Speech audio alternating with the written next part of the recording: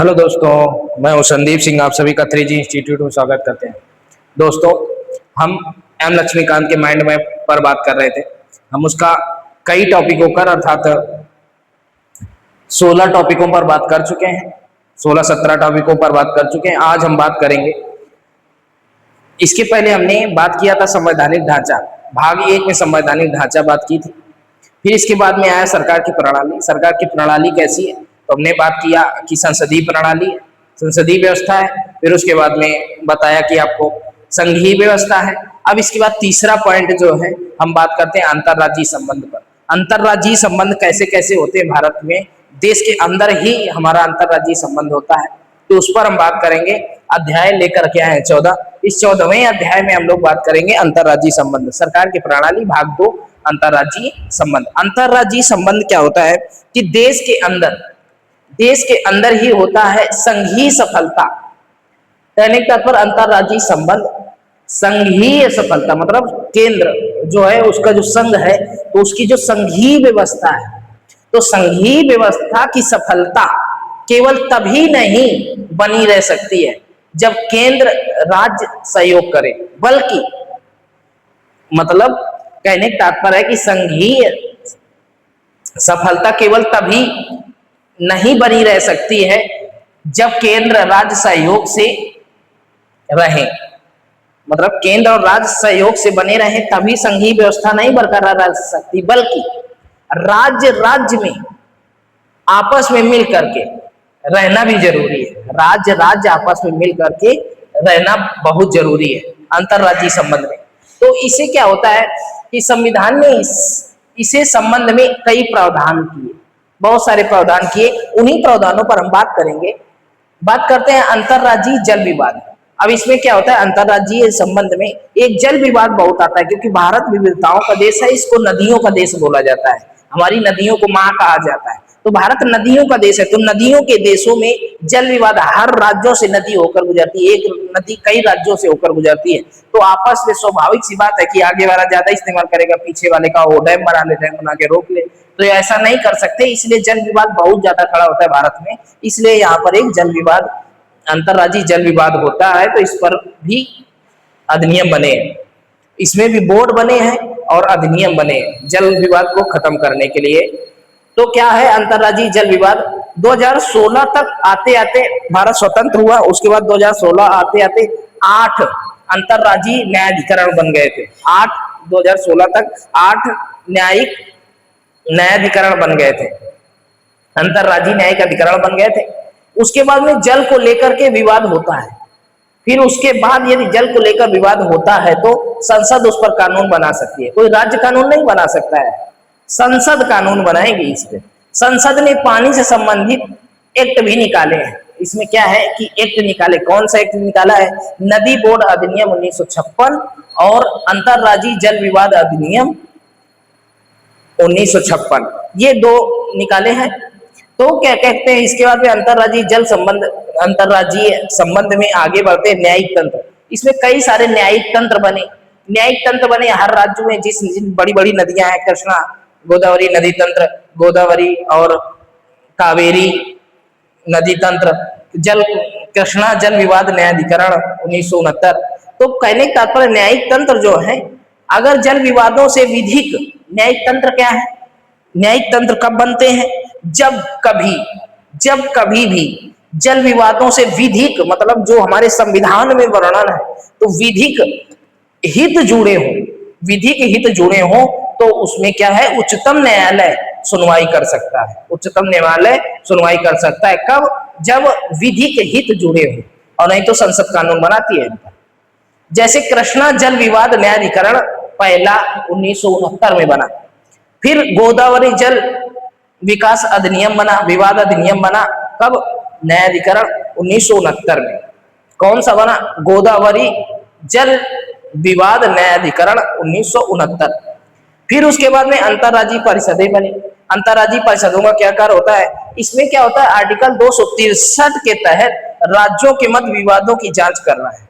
Article 263 के तहत राज्यों के मध्य विवादों की जांच करना है, अंतर्राज्यीय परिषदें बनी।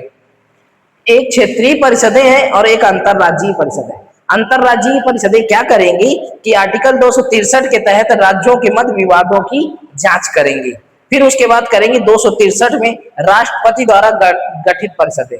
आर्टिकल 263 के तहत राष्ट्रपति परिषदें गठित करता है। कौन कौन सी 3 परिषदें गठित करता है? इसमें 3 परिषदें गठित करता है। कौन सी?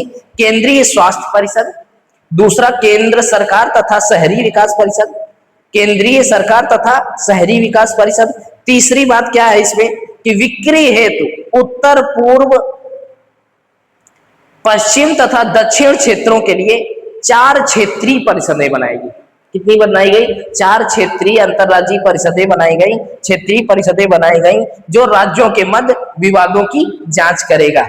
और क्या कहा गया कि इसके जो अध्यक्ष होंगे प्रधानमंत्री होंगे तथा जो राज्य होंगे सभी राज्यों के मुख्यमंत्री होंगे सदस्य, सभी राज्यों के मुख्यमंत्री सदस्य होंगे तथा अंतरराज्यीय परिषद में जो सदस्य होंगे मुख्यमंत्री होंगे और प्रधानमंत्री होंगे अध्यक्ष तथा मुख्यमंत्री सदस्य होंगे तथा यूटीज मतलब कहने का तात्पर्य संघ राज्य क्षेत्र के जो मुख्यमंत्री होंगे जहां पर विधानसभा होगी वो वहां के मुख्यमंत्री।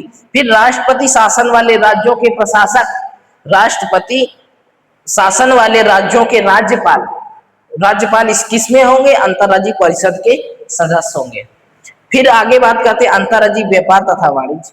इसमें भी अंतरराज्यीय व्यापार तथा वाणिज्य को आर्टिकल 301 से लेकर 307 तक रखा गया है। भाग 13 में आर्टिकल 301 से लेकर के 307 तक रखा है। आपको पता है कि संपत्ति का अधिकार जो 44वें संविधान संशोधन से हटा उसको हम लोग 300 का में रखा गया है। उसके बाद व्यापार और वाणिज्य भाग 13 रखा गया है आपका 301 से 307 तक, जिस पर बताया गया है कि व्यापार, वाणिज्य और समागम पूरे भारत में क्षेत्र में स्वतंत्र होगा। पूरे भारत क्षेत्र में व्यापार, वाणिज्य और समागम पूरे भारत क्षेत्र में स्वतंत्र होगा।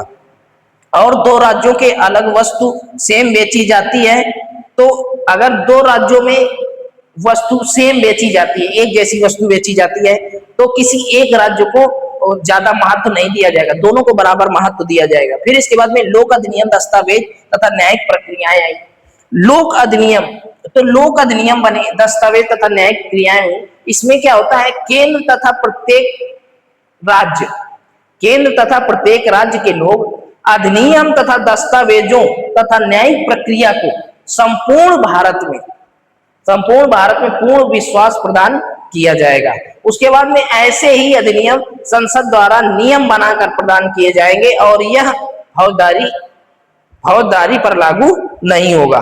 कौन सा? लोक अधिनियम, दस्तावेज तथा न्यायिक प्रक्रियाएं फौजदारी पर लागू नहीं होंगी, केवल दीवानी पर लागू होंगी। क्या दीवानी पर लागू होंगी? केंद्र तथा प्रत्येक राज्य के लोग अधिनियम, दस्तावेजों तथा न्यायिक प्रक्रिया को संपूर्ण भारत में पूर्ण विश्वास प्रदान किया जाएगा। ऐसे अधिनियम संसद द्वारा नियम बनाकर प्रदान किए जाएंगे। फिर आगे क्षेत्रीय परिषदें। अब ये क्षेत्रीय परिषद अंतरराज्यीय संबंध में क्षेत्रीय परिषदें बहुत महत्वपूर्ण है। जैसे अंतरराज्यीय परिषदें महत्वपूर्ण है, ऐसे क्षेत्रीय परिषदें महत्वपूर्ण है। जैसे अंतरराज्यीय परिषदें महत्वपूर्ण है वैसे क्षेत्रीय परिषदें महत्वपूर्ण है। इनको सांविधिक निकाय कहा जाता है। इसको क्या कहा जाता है कि ये सांविधिक निकाय है। 1956 में इसकी स्थापना हुई और 5 भागों में देश को बांटा गया। क्षेत्रीय परिषदों के कितने? 5 भागों में देश को बांटा गया है। उत्तर, मध्य, पूर्व, पश्चिम और दक्षिण। उत्तरी, मध्य, पूर्व, पश्चिम तथा दक्षिण। और प्रत्येक क्षेत्र के लिए क्षेत्रीय परिषद होगी। प्रत्येक क्षेत्र के लिए एक क्षेत्रीय परिषद होगी। फिर इसमें क्या बताया गया कि क्षेत्रीय परिषद के सदस्य क्या होंगे? केंद्र सरकार का गृह मंत्री होगा। इसमें क्या होगा? क्षेत्रीय परिषद में जो अध्यक्ष होगा, क्षेत्रीय परिषद के सदस्य जो होंगे तो इसका जो अध्यक्ष होगा तो केंद्रीय मंत्री होगा, केंद्र सरकार का मंत्री होगा। अभी क्षेत्र के सभी राज्यों के मुख्यमंत्री होंगे, क्षेत्र के सभी राज्यों के मुख्यमंत्री होंगे। और फिर 2 अन्य मंत्री होंगे। कौन कौन से 2 अन्य मंत्री होंगे?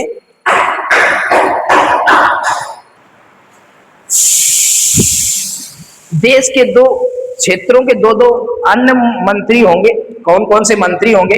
हर राज्य का जहां पर क्षेत्रीय परिषद होगी वहां पर के दो दो अन्य मंत्री भी होंगे। राज्यों के दो अन्य मंत्री होंगे। मुख्यमंत्री तो होंगे ही होंगे, क्षेत्रीय परिषद के सभी राज्यों के मुख्यमंत्री होंगे तथा दो अन्य मंत्री भी होंगे।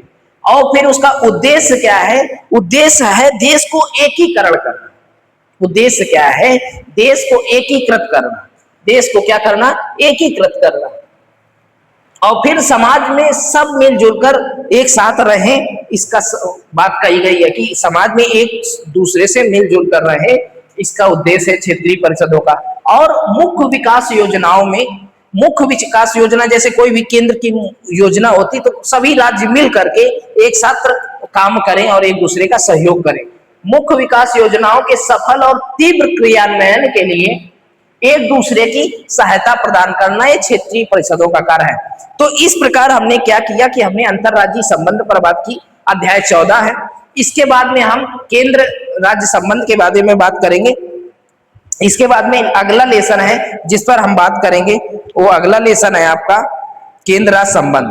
केंद्र राज्य संबंध इसी सरकार की प्रणाली भाग 2 में ही आता है, केंद्र राज्य संबंध। इसमें हम बात करेंगे नेक्स्ट क्लास में। तब तक के लिए इजाजत दीजिए। Thank you and let's crack it. जय हिंद, जय भारत।